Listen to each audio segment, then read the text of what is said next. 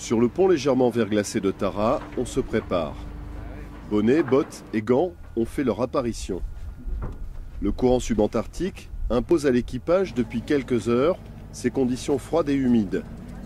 Ce matin, pour cette première station, on est par 60 degrés de latitude sud, aux portes du continent blanc.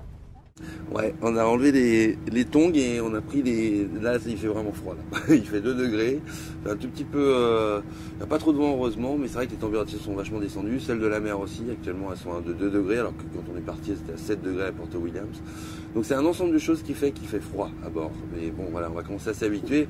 Ça va être les premiers 8 jours qui vont être durs. Et puis dans à peu près 3-4 jours, là, après cette station, là, on va retrouver la mer de Weddell en 2 jours. Et là, ça va être encore plus froid parce qu'on va commencer à avoir les glaçons.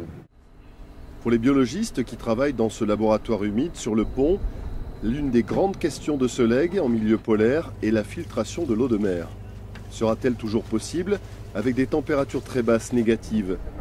Et pour la rosette, comment les capteurs réagiront-ils dans le froid? Avec un tel changement de climat, c'est une nouvelle aventure scientifique qui commence pour Tara Océan.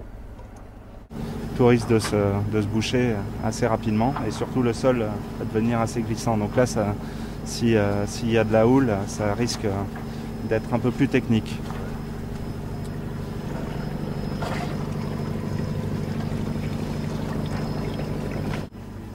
On ne sait pas encore comment ça va réagir parce qu'il n'y a pas beaucoup de monde qui est allé prélever aussi loin, aussi au sud.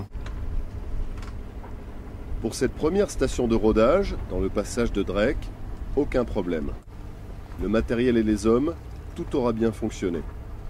Échantillonné à 19 reprises dans l'un des passages les plus redoutés du monde, c'est un moment rare, particulièrement quand on est chef de mission.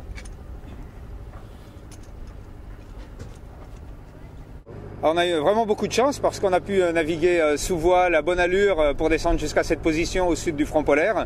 Et là, on est déjà dans des eaux assez froides, hein, on est à moins de 2 degrés. Et la mer est calme, on travaille dans de bonnes conditions comme on travaillait au nord près de l'équateur. Donc on a vraiment beaucoup de chance en termes de conditions. Et donc c'est vraiment exceptionnel de pouvoir aussi travailler ici.